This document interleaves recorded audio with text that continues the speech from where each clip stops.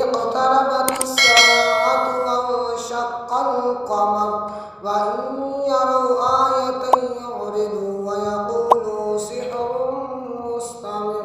وكذبوا واتبعوا أهواءهم وكل أمر مستقر ولقد جاءهم من الأنباء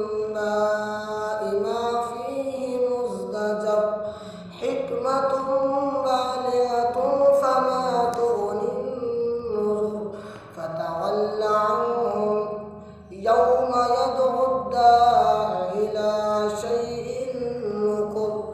خش عن أبصارهم يخرجون من الأجداث كأنهم جراد منتشر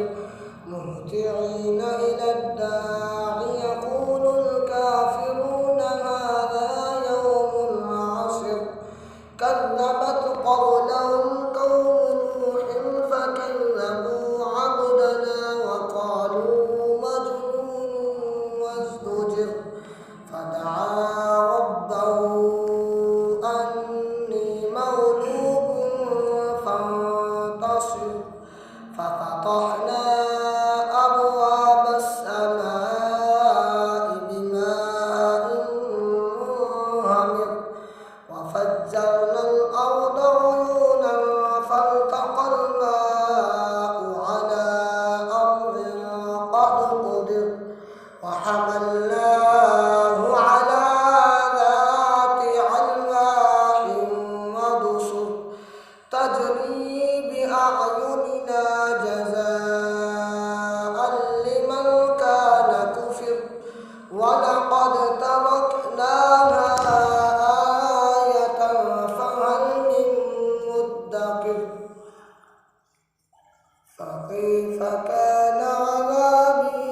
ونذر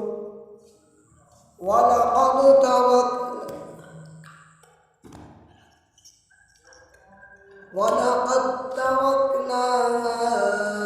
آية فهل من مدكر فكيف كان عذابي ونذر ولقد يسرنا القرآن للذكر فهل من مدكر كذبت عاد فكيف كان عذابي ونذر إنا أرسلنا عليهم ريحا صرصرا في يوم نحس مستمر تنزع الناس كأنهم أعجاز نخل منقعر فكيف كان عذابي ونذر ولقد يسرنا القرآن للذكر فهل من مدكر كذبت ثمود بالنذر فقالوا أبشرا منا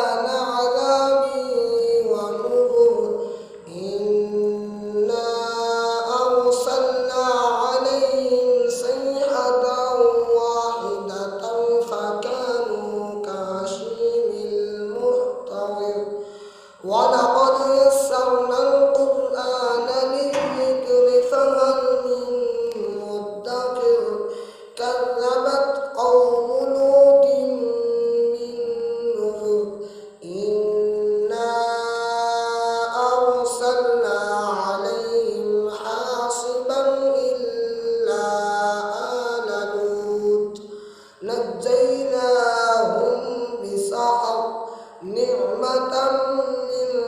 عندنا كذلك نجزي من شكر ولقد أنذرهم بطشتنا فتماروا بالنذر ولقد راودوه عن ضيفه فتمسنا أعينهم فذوقوا عذابي ونذر ولقد صبحهم بكرة عذاب مستقر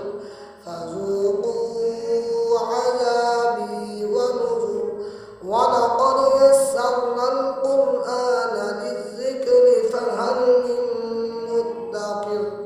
ولقد جاء آل فرعون النذر كذبوا بآياتنا كلها فأخذناهم أخذ عزيز مقتدر أكفاركم خير من أولئكم أم لكم براءة في الزبر أم يقولون نحن جميع منتصر سيهزم الجمع ويولون الدبر بل الساعة موعدهم والساعة أدهى وأمر إن المجرمين في ضلال وسعر